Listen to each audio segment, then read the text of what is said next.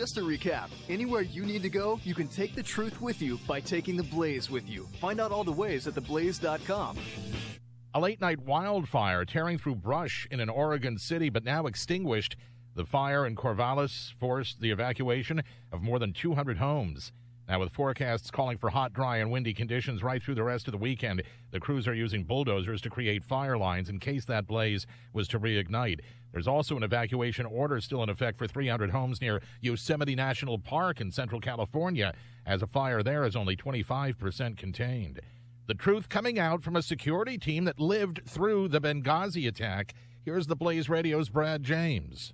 Chris Pronto, speaking exclusively to Brett Baer on Fox News, was part of this security team trying to save the Americans the night of the attack on the U.S. consulate in Benghazi. We were told to wait, stand down. We were delayed 3 times. State Department spokesperson Marie Harf with a contradiction. Well, let's be clear here. There was no stand-down order from anyone in Washington, in the military community, or in the intelligence community. Former Republican Governor Mike Huckabee, speaking on Fox News, poses the question. Now, who are you going to believe? Eyewitness who were there?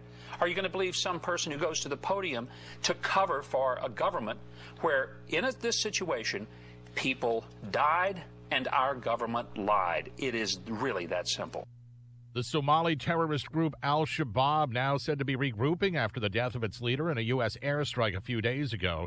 One of the group's commanders confirming that Ahmed Abdi Ghadani was killed on Monday. Meanwhile, Somalia's national security minister says his government has credible intelligence that Islamic militants are planning attacks to avenge Ghadani's death.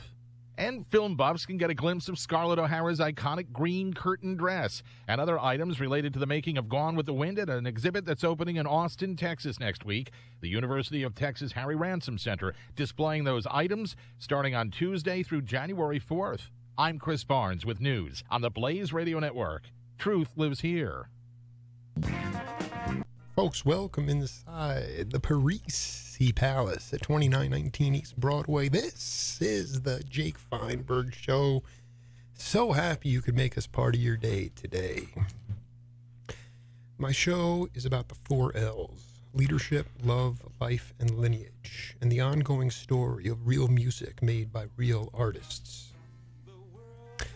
The Evolution of the Blues, written and performed by Jon Hendricks, was a direct critique of where the blues emanated from.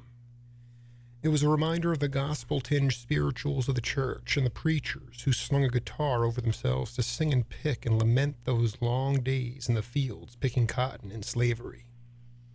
Cats like the Reverend Gary Davis, John Lee Hooker, Indianola's own B.B. King, Muddy Waters, Blind Willie Johnson, Mississippi Fred McDowell, epitomized this pan-African struggle for basic human rights. They did this through the medium of records, which gave these performers identities for younger white cats in Chicago and New York and Marin County, who heard these sounds and then plugged in. My guest today is part of this generation who not only got to hear their heroes on the radio, but saw them up close, maybe with no teeth, and in some cases had to sight guide them to their various gigs. In some cases, they got to perform with them because of the regionalized economic wizardry of Bill Graham and Chet Helms, who catered to music events which spoke to music, not stratified in some genre-necessitated label, making funny farms, but rather saw to it that young white bands shared the stage with soul acts and gospel and blues, heck, even the Preservation Hall Jazz Band. The Grateful Dead's Bob Weir told me you can listen to these players, but you really learn by playing with them, relishing in their stage presence and eccentricities and calmness. Less is more. Look beyond the surface and tell a story. My guest today has been weaving musical stories for the last 5 decades. He was one of the Sons of Champlin, who enjoyed going to the original Fillmore and catching Sam and Dave along with James Brown at the Cow Palace, tripping out with Phil Lesh and playing hootenannies with Janis Joplin and Jorma Kaukonen. He grew up with the sounds of Barney Kessel, Tal Farlow, and his father. He is an original seeker of sound who was an inspiration to both Carlos Santana and Jerry Garcia. The Sons were a sophisticated mix of blue-eyed soul. They came out of the same school as Canned Heat, Boz Scaggs, and Michael Bloomfield. The music had an Oakland funk flavor because of K-San, Vaco, and the general creativity of a group of cats who expanded consciousness through legal LSD to see and feel how life really could be. odd meters, hyperactive vocal harmonies, and a bouncing melodic structure help them stand out, gain an identity, and provide the essential link in the chain for modern day and future sound seekers. Loosen up naturally. Terry Haggerty, welcome to the Jake Feinberg Show. Jake. Hi, Jake. How you doing? How you doing, man? I'm doing good. That's quite concise and very accurate representation of our influences. You know, I have to be honest with you, though. In full disclosure, I wrote I wrote part of this monologue a couple weeks ago, and I was like, yeah, I mean, Haggerty's definitely in the blues bag with, just like Jorma or Bromberg or any of these other cats. And then all of a sudden, I'm starting to do more research, and I'm like, this cat's a stone jazzer. And I'm right out. Your dad can you talk a little bit about your dad and who he gigged with? Well, my dad gigged with in the days of the Dorsey Band. He worked with them for a while, and when Sinatra was young. And he was always proud of the fact that he looked enough like Frank Sinatra, size-wise, that they'd dress him up in Frank's clothes at the end of the gig and run him out the front door while Frank got away going out the back door. Oh, he was the body. He was the double. He was the, I love that. He must have been very happy about that. Yeah, no, he thought it was great.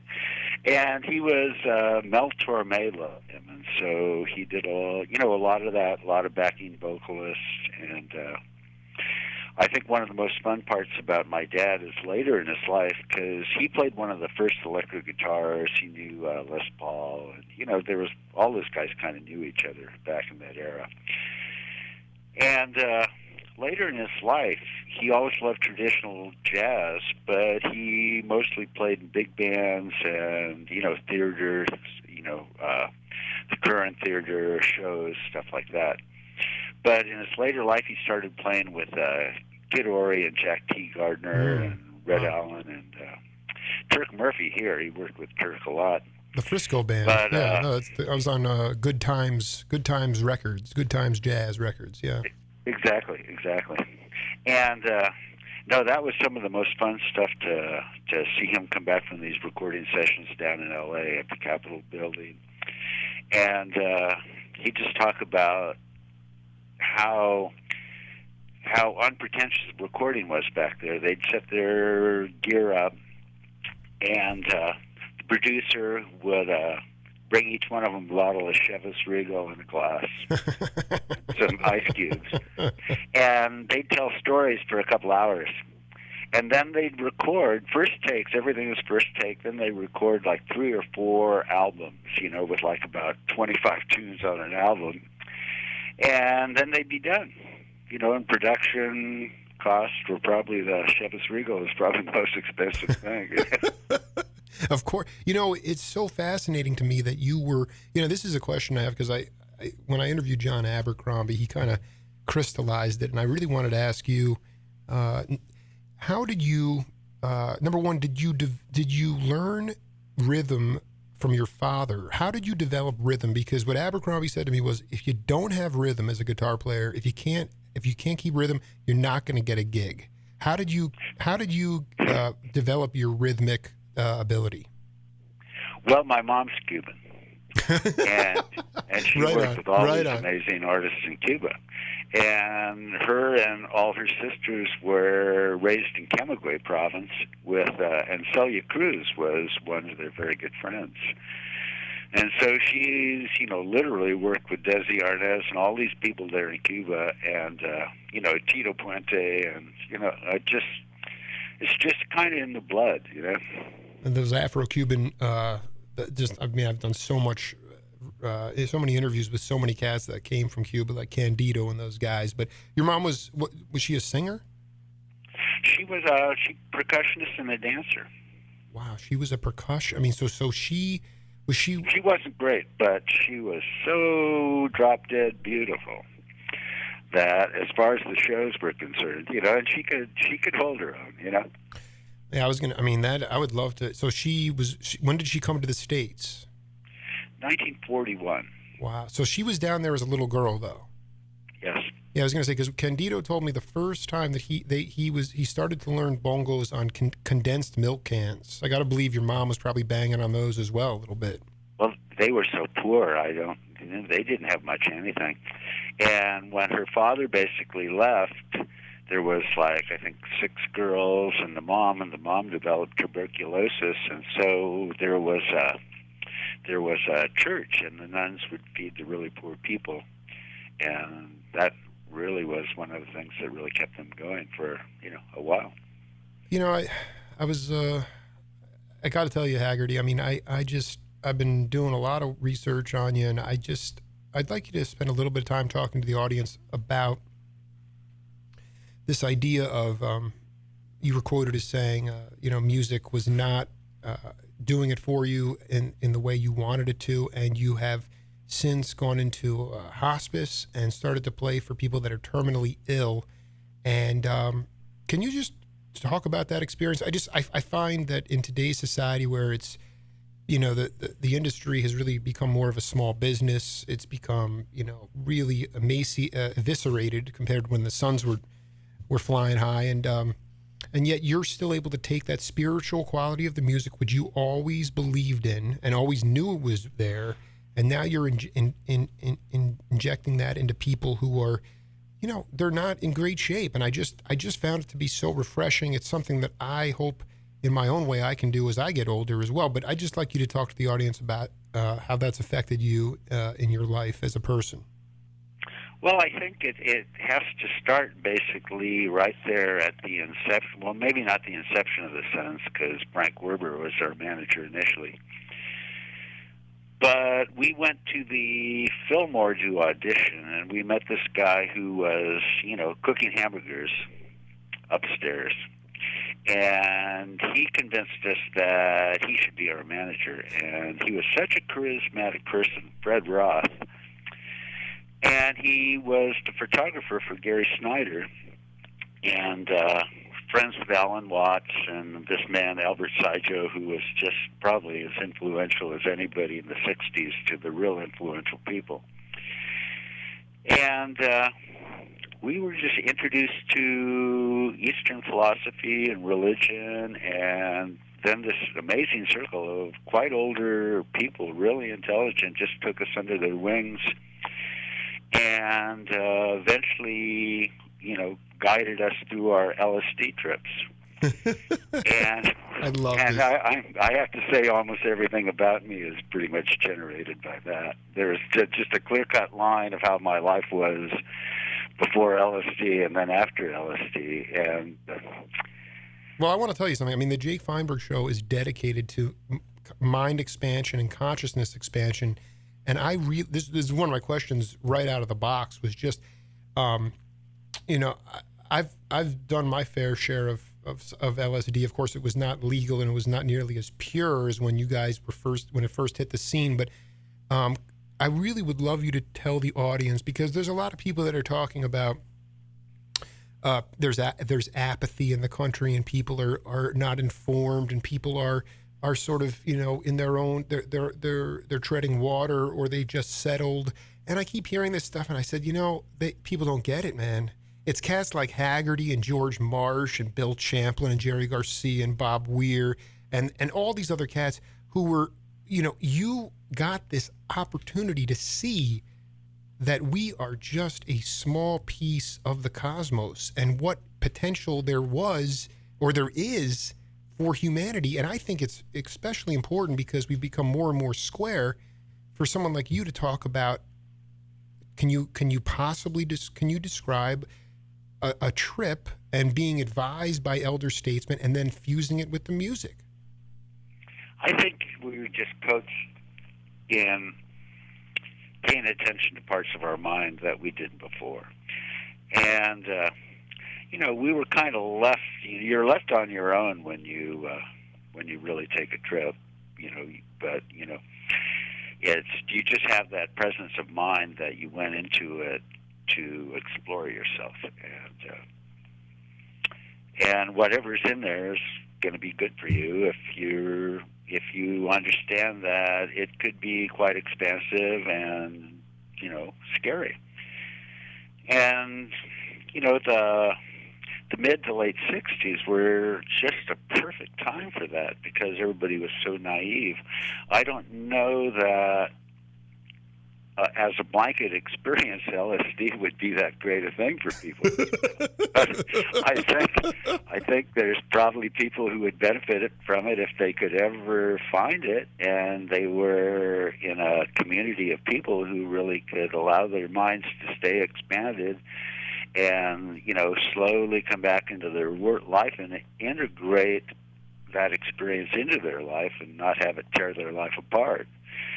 So those seem to be some of those were always the issues, because some people really did take trips that they didn't come back from. Right. I mean, you always hear about those stories about cats that, did a little too much and they wound up in their parents' basement and they're not communicating. And I don't want to go. Still there. And they're still there. And I don't want to make light of it. But let's be honest. Doc Ellis threw a no-hitter on LSD. Okay. Mm-hmm. People are capable. I guess I'm going to go back. I'm going to go back here for a minute. You said it elucidates parts of your mind that you're not aware of. Can you be more specific about the parts of the mind in your specific case that you weren't aware of, that were dormant, that opened widely with LSD? For me, it was just a field of energy and a sense of, for want of a better word, singularity inside of everything. That was the fabric of everything, like a unified field of matter that we're all part of, and we're all constructed inside of it. And, we're always changing. And, when I got that high, just everything became quite molecular, and the forms and structures of it just seemed to be more like some kinds of agreements and things that you were taught more than actually the way it really was. It seemed like time was really important because, the relativity of the time that you're measuring really pretty much allows you to look at the world in any number of ways. And but, at the bottom line, I think the thing that's really pertinent is the recognizing each other as having a deep soul quality and trying to be as empathetic to each other as we can, and understanding that life is really relative and it's actually quite short. And at some point during your life, you just naturally start, deconstructing yourself because you're going to die and you're going to move on. And it's just like a burden to carry, and it really doesn't really make spontaneity and newness that easy because you're carrying so much weight. So naturally, just being a human, you reach this point where it's good to deconstruct. And there's, most of the things that all of us old hippies really wanted was the space of the experience, and it's really built right into it. So that's what I like about going back to play with the Sons, because whatever issues we had, we're still a family and we're really connected from being so young. And as a few people die and a few people have experiences of vulnerability, you just kind of come to the place of, God, we're just kind of in this flow together, and let's be kind, and let's just do that, Yeah, I mean, God, that molecular little speech you just gave, I'm going to have to transcribe that immediately. That was phenomenal. Everybody publicizes the Grateful Dead in the mid-'60s being awash in LSD as they did the acid tests, but I have to believe the Sons were right there too. Were you part of the acid test? I mean, when you joined the Sons, we're we're what you would call a second generation San Francisco band. Mm-hmm. We're just a little bit younger. I think most of the people, I really believe that what really made the Dead and the Airplane and Quicksilver and all those guys and Charlatans uniquely what they are is the fact that so many of them went to art school. And they had this really great sensibility about how they saw the world already.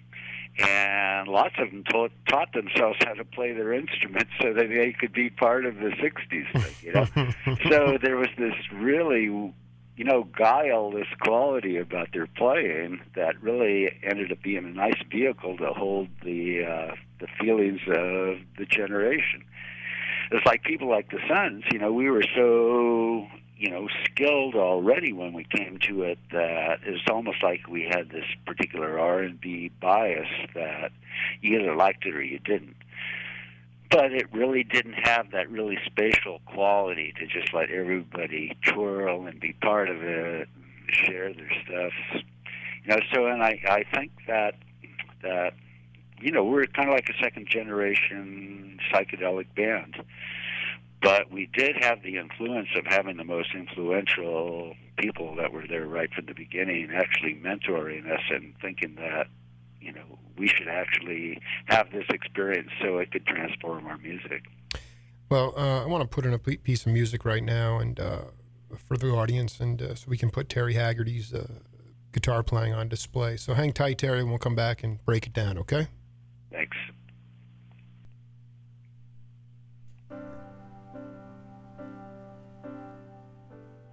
Well, that was not the track we had intended for Mr. Haggerty. I'm sorry about that. But can you talk a little bit about how you developed your own individual sound within the Sons of Champlin? Well, this is the best part. I love talking about this because, it's something that I've actually just realized here since I left the Sons, which really made me appreciate going back and playing with them, is, I was a jazzer. I was a bebopper. I learned how to play guitar. I think the first tune I ever played was I'll Never Smile Again. And I started playing when I was about 3, and I was on a TV show when I was 5. I was already in the Union. Oh, and my dad taught me all these, beautiful ballads, and I could play all these chord solos, and I'd listen to Johnny Smith, and, and I was, 10, 11 years old. But when I joined the Sons, Tim and Bill both, the way they constructed the solo sections and the way that they actually influenced me and my desire to really contribute to, my family, the band, just totally transformed my playing. And I went from this jazz guitar player pre-LSD to taking LSD, being influenced by all these amazing beat poets. And Tim and Bill, particularly Tim, Bill wrote the tunes, but Tim arranged the tunes. And Tim would build these arrangements that you could not sound anything but good. They were just so perfectly constructed. And it just kind of dragged me along, and my mind had been blown wide open by the LSD, and my guitar playing just totally morphed in a couple of years into a much more aggressive, louder, ruder thing. It was, I like that. I like that. It's rude. It's rude in the most polite way. I mean, I'll just, in full disclosure, and I've been trying to hone in on the gravy years of the Sons, and even some of the stuff I just still can't get my ear around it. I mean, I think that was the thing. Garcia was at the core a country bluegrass cat. Santana was a Latin rocker. But there's Haggerty with the jazz chops, and neither of those cats had those. Am I right in saying that that's why they really did look up to you? Well, I think it's probably the way it all got put together. And I think the biggest thing, and I've had a number of really good guitar players tell me this. I remember Robin Ford telling me it. He says, "How can you be so much better than you are?" And I would tell him that basically when you get in that state of surrender in the moment inside the music, stuff just happens. And when people ask me, what did I play? I'll look at them and I'll go, I have no idea what I played. I don't remember a bit of it. I wasn't actually there when it happened. Can you talk about for people that are obsessed with micromanagement, how it lets the music breathe by almost losing yourself within the music? Well, it's like Socrates. You must know what you don't know. And so that just brings about just an amazing conundrum of all the mental processes that are so based on what you know. And you can put it together in a lot of different ways, but to actually have something new come through you you kind of got to just jump to wherever that place in your mind is where you're really looking, you like kind of like that spiritual secret quality. You're really looking for that new thing, but you removed yourself from influence in any way. Just something's going to happen, you know.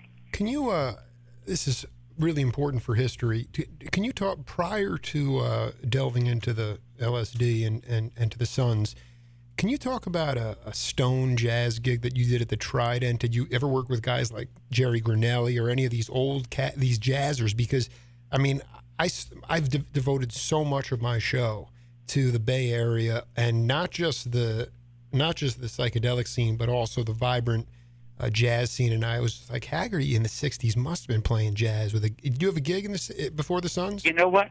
I actually wasn't. I knew who the guys were. Mm-hmm. There was this place I played a lot with Jerry Hahn. Oh my God, I cannot believe it. Jerry and I had a job, I think I was about 15 years old, at the Tudor Room at the Sheraton Palace Hotel. I love it. And he'd play it half the time, and I'd play it half the time. And then he got the job with Gary Burton, and I kind of took it over until he got back. And yeah, but that was my only really engagement with really cool guys at the time, because my dad he worked the shows. He worked the light opera. He worked the cotillion balls, and they were all the best paying big gigs that the working musicians wanted. Jazzers didn't care about them. But he was grooming me to take his place. And so he'd get me all these amazing gigs, and I'd play these shows that, I'm a terrible reader. But I just shut it. And by the time I showed up at the gig, people thought I was really very competent, which I actually wasn't. But, that kind of all came to an end with the 60s, because, I really didn't want to do it. I was doing what my dad wanted me to do. Right, and exactly. And here's my question, Hags, is that how is it that I look at a lot of the videos of the Sons, especially earlier in the days, and it's, and bless him, Champlin is just, he's tweaking out. He's just on fire. And I look at you and I'm like, how did you guys deal with insecurity on stage? And what I mean by that is, it seems like you're just ready to explode sometimes, but Champlin's just got so many ideas, he's still filtering them out, and sometimes you don't even get to take a solo. I guess what I'm trying to say is, how did you guys manage each other? Describe that leadership. Leadership is so vital and lacking in our society today, and I tend to think it's because a lot of techniques that some of you guys did as artists, as creative artists, are not being implemented because they're too avant-garde or they're too lax.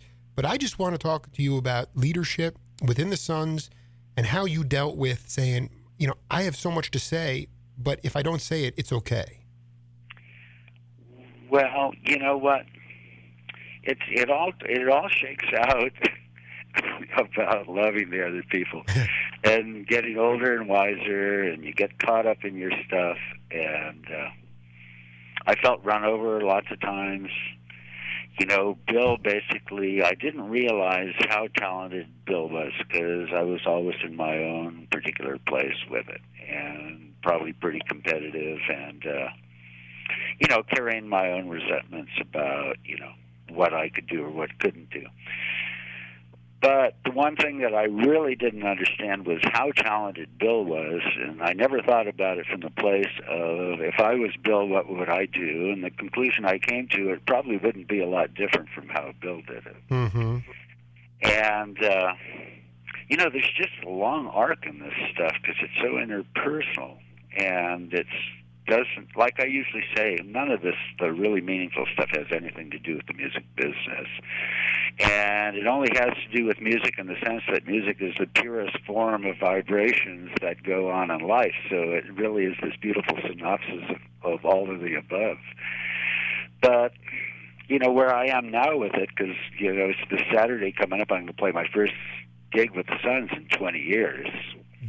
Tonight, or a week from Saturday, or tonight? Week from tonight. The first gig in 20 years for Haggerty. It's so beautiful, man. Yeah, no, it is. And I'm filled with so much love for everybody in the band. And the drummer died, so that was an amazing catalyst to bring up everybody's mortality. And I think the one thing that I really love about how my life unfolded is no matter how confused I've been about things, I've never lost sight of the fact that I'm you and you're me, and that everything changes, and this too shall pass, but there's an eternal quality of really being one with the other beings and loving them. And then you just realize everybody has their past and they have the things they have to do, and then you realize that getting old is kind of cool because most of that's water under the bridge, and you understand the nature of the moment, and then you see the possibility of just going in and going from this moment on, and isn't it great that we learned all this stuff? You know, this is soothing my soul. You tell me a little bit about in 20 years. I mean, you've been playing a lot. You play gigs from time to time with your wife or with Jerry Miller, but you're going to go back and play. Where is this gig going to take place? At Rancho Ocasio. You know, Bob Brown's place, who was Huey Lewis's manager. Sure. And so but because you guys have such like you said, that chemistry, that emotional chemistry, it's going to be, I mean, it's kind of like no time has passed at all, right? I can't imagine that there's going to be a lot of energetic loss at all, no. Tell me, please, when the Sons went on the road and would come back, where was a club, I mean, in the Bay Area that you would go just to jam at? Andre's, were there places that, I just want to know, I love the cross collaboration of all these cats that were there. I mean, you had Hadley Callman, and you had all these jazzers that were there, and then somehow everybody would want Gregorico from Sly, and I'm just like, where did Haggerty fit in the, you know, when the Sons would come back and you just wanted to, you come back home after a tour, would there be a place you just go to hang and there'd be 12 people on stage jamming? The place that was the really good place back in the 60s was the Lion's Share on the Miracle Mile, and so much amazing music happened there, and everybody played there, and that really was a crossover place where it wasn't ever a jazz format per se, but it was the place where the jazzers would come to play with the rockers, you know. Can you explain the idea of why people who were running a place like that allowed that kind of music? I know exactly what you're talking about, but I mean, it was that was a state of mind. It wasn't about there were no barriers in the music. Michael Considine, I think was his name. He just loved the music, and he wanted to be part of it, and he probably was the kind of guy that would never have really been engaged with all those people unless he owned the club. So it was a win-win, you know. Well, let's cue up another track here for Mr. Haggerty. Hopefully we'll get this one right, and we'll come back and talk about it. You know, the other one was great just because it was off Welcome to the Dance, which I thought was a great resurgence for the band. You know, I want to tell you something. That is the baddest album. That's probably my favorite Sons album. And I don't know. It looks like you guys are up in Burlington on a mountain somewhere. I just love the whole thing. And you on the times that you're allowed to express yourself, it's like, I mean, that I hate the term fusion, but that you were on fire in '73. Well, you know, the thing that's so funny about me is, like, I was doing the fusion thing. There was only, like, maybe one or two people in the world that were even doing the fusion thing when I did it. But, you know, it had no category, and it really, you know, it wasn't a thing. It was just what we did, you know? Well, let's take a listen to Haggerty on guitar, and we'll come back. Thanks, sir.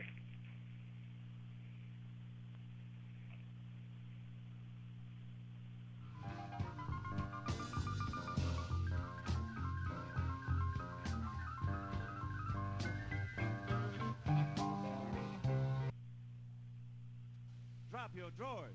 Hey.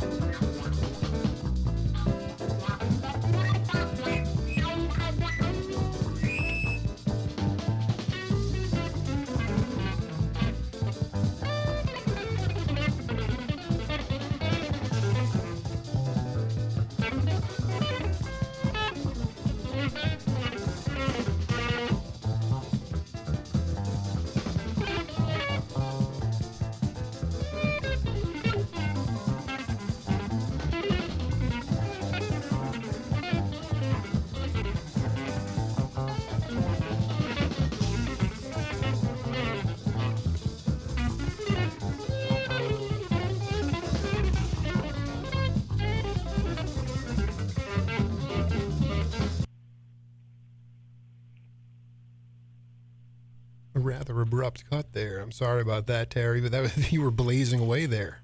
No, that's quite all right. I tried. That was me, but I'm trying to remember where exactly is that from. Now, do you know the band? I don't even remember the tracks. Okay, I really didn't think it was me until I heard me starting to play this. I said, "Oh, those are my licks." It must be. Did you? And I don't know why that just cut off there. That was, I mean, it just keeps going and going. That was December 19th, 1976. Terry Haggerty, John Allaire, Steve Mitchell, and Phil Lesh, Too Loose to Truck. And that name. Oh, right. Yeah, no, I haven't heard a whole heck of a lot of that. I forgot that at the end of that. That's great. It sounds much better than I remembered it. That song was called Drop Your Drawers. And, I mean, dude, tell me, please humor me and talk a little bit about how that band came into formation. Well, we always liked Phil. And back in the day, I mean, you know, Phil, you know, was like, I mean, you understand why he's kind of pretty insular now, because he's just way too popular and too many people want a piece of him. But back then, you know, Phil was a great hang. And there was a bar called Naves, and then there was a little club right next to it. I forget the name of it right now. But we used to hang out there a lot, and Phil and John and I, and, you know, we'd hang out, and we eventually, I think our friend Pat Reddick talked us into forming the band, and I think Pat came up with the name Too Loose to Truck. And, yeah, so we played a handful of gigs, and that's what it kind of amounted to. But, you know, we've all been friends, and we're still friends, so, Did you know, it's some... Go ahead. Continue. It was just a musical moment. I'm listening to Steve Mitchell, and I'm like, this guy, I mean, he's got a key. This is and I've never heard Phil play like that in my life. I mean, he's trying to stay in the pocket as best he can. But Mitchell was always saying to Phil, you need a bass player. Because he was... Well, you know what? I used to think that way, but having heard Phil play that stuff, he really is uniquely him. He's really got a unique concept, and you know, that's the stuff I respect the most. I mean, who are you? What are you here? You know, make your statement, and Phil really does, and so that's pretty great. You know. Yeah, no, and I saw you guys. There was a video of you maybe a couple years ago playing at I guess Terrapin Crossroads with a band. You and Phil were playing, and it was just nice to see that. Because you're absolutely right. I mean, you know, it's amazing for some cats that came of age at that time. You know, Santana's another one, or they're just very hard to access because it's like almost like a craze. But back then, it was just, that was the other part of the thing that I wanted to talk to you about, was just the idea of the visceral quality of the music, Terry, where you'd be in these clubs. You know, maybe only 1,500 people in there. And, I mean, your sweat from your brow could literally hit me or drop into my beer or my Coke. And, you know, it was just the intimacy and the visceral quality of the music was just palpable. And there were just so many places to play at.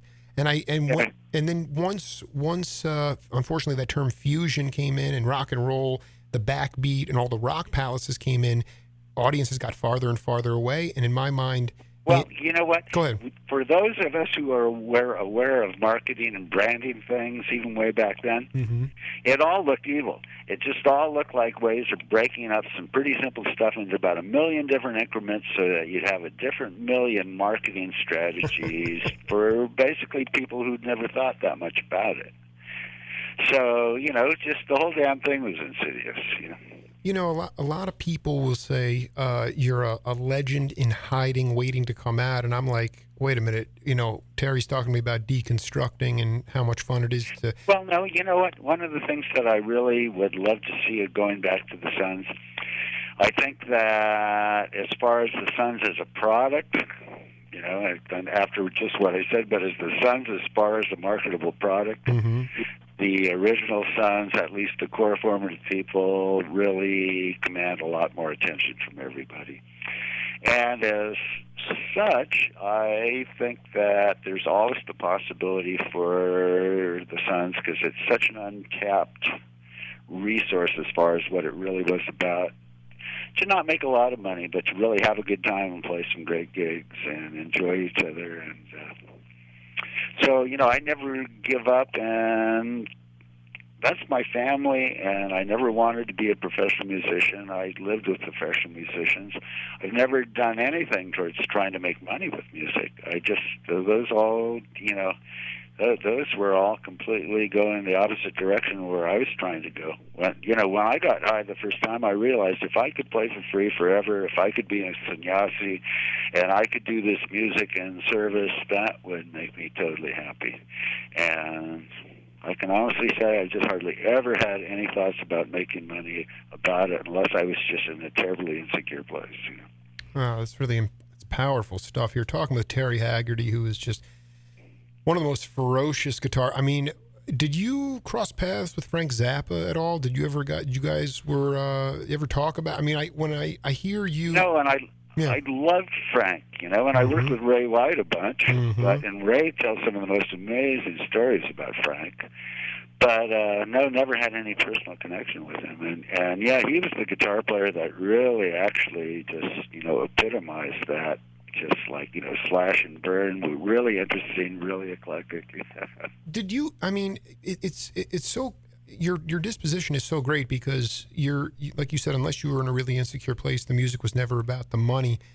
Can you take the audience back to a time when literally like Carlos Santana would come up to you and say, what were you doing up there? And what an inspiration it was. I mean, to me, that's what my show is about filling in all the blanks, because some people have gravitated to sort of this, this sort of mega star level, and yet there's all this beautiful fodder underneath that provided the foundation.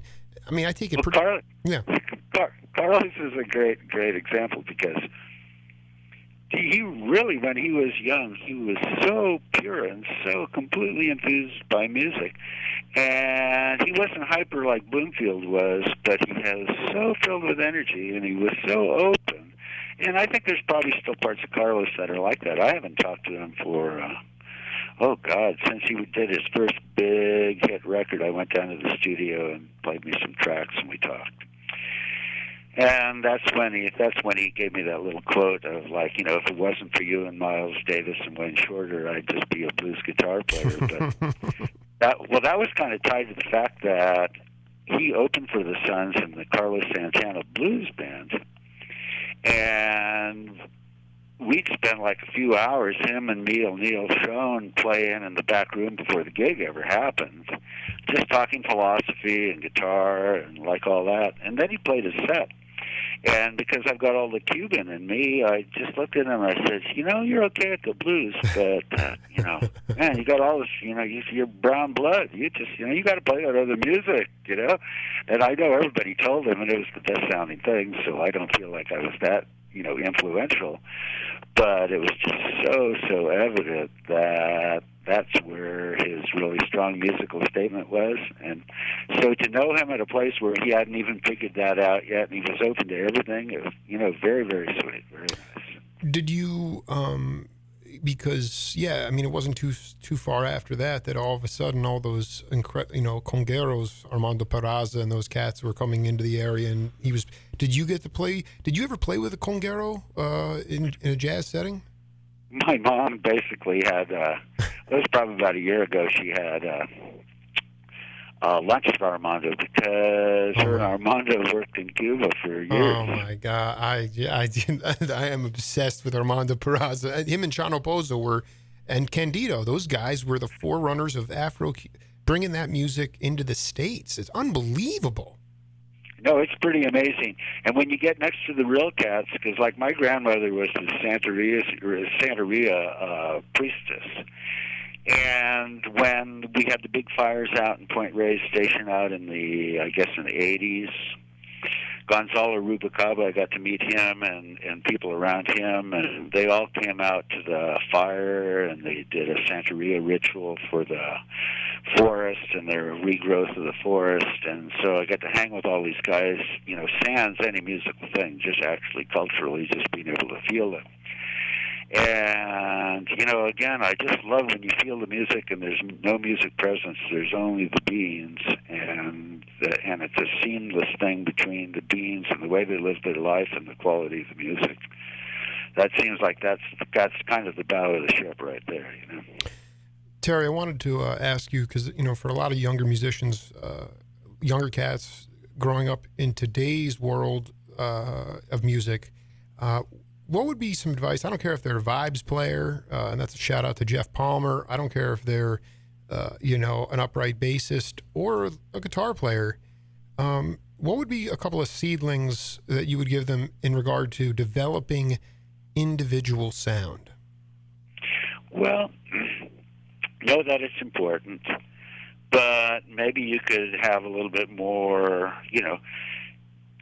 benefit from how the music scene has evolved and be able to pick enough different situations you play in where you have places where you can really play out and discover yourself. And then that way you won't necessarily do what I always did, where people would look at me and go, God, that was great, but why in the world did you play that there? That was so inappropriate. And I'd say, no, it's not inappropriate. Well, that's what I said too. But you know what? As far as like if you're serving somebody with their music, and this is where I really feel for Bill having to work with me, because when you get in those situations where you're trying to facilitate somebody else's vision and you're sticking your thing all over it, it just kind of makes it hard, And even though we were supposed to be a band, like Bill and I had a different path as how we were going. He thought hits were the way to go, and I thought 45-minute tunes were the way to go. You're talking about Champlin right now. Yeah. Being born in '78 and not ever seeing the Sons or you guys, I can just feel that. I can feel like, Champlin, just pouring out of ideas, spastic, flying around on the organ, amazing lyrics. And there you are, literally jumping up and down, ready to take off on some 25-minute exploratory jam. And I said, well, this is phenomenal that these guys were able to put together such quality music and harness their egos for the betterment of the group. And again, I see that today across the board. It is short-term gain and no real looking at the long-term possibilities of consciousness or furthering of education or furthering of humanity, which is just why this pocket of time is so important. And thank God for modern medicine and longevity that you guys are still here to be able to share this wisdom with younger cats who may not even be aware of it. Yeah, the thing that I think really amazed me is I've made a whole bunch of efforts to play in the counterculture world.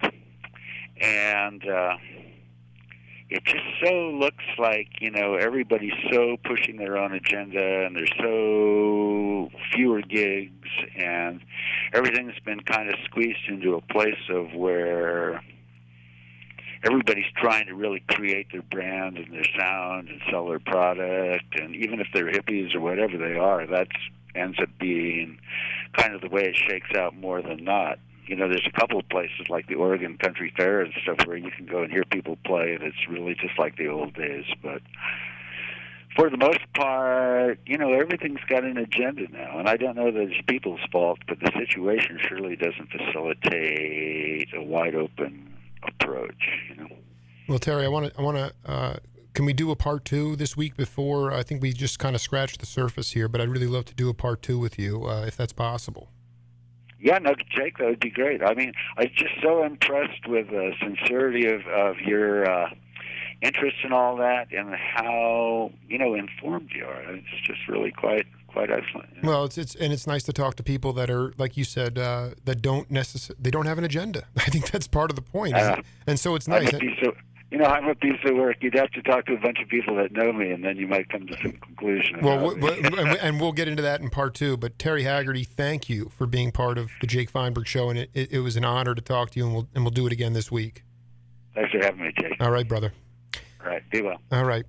And, folks, this Jake Feinberg Show is sponsored by the Stereo Hospital, 4044 East Broadway, for all your repairs on vintage stereo equipment. Take it to Jeff Brucker and the Stereo Hospital as well. Please, my other sponsor, 6383 East Grant Road, Abbott Taylor Jewelers. Came here in 1971. A hippie his car broke down. Opened up a jewelry shop. He hasn't looked back since. The best high-end jewelry in Tucson. Thank you for supporting the Jake Feinberg Show on Power Talk 1210 in the Parisi Palace. Folks, that's going to do it for this week's edition of the Jake Feinberg Show. We'll be back next week with live music in the studio and drummer Alphonse Mouzone. All right, in the meantime, let's take a listen to Shaky Jake Feinberg, a name I got at Camp Scatico, but this is the real Shaky Jake. We'll see you next week. Few times, but I don't understand. I just like to play the blues. It's not all the money that I want. I just like to play the blues. And I like for everybody to get together and all of us play the blues. Let's have a good time. Because blues is why it's at. I'm telling you, I love it. I can't help but play it. So when you wake up in the morning, you're a gig. And ain't got no money, or no gig, whatever you call it.